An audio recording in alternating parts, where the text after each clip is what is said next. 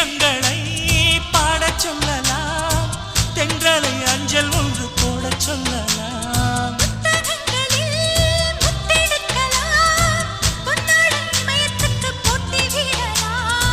பூமிக்கு பொட்டு வைத்து பார்க்கலாம் பார்க்கலாம், பூவுக்கும் ஆடை தைத்து போடலாமா?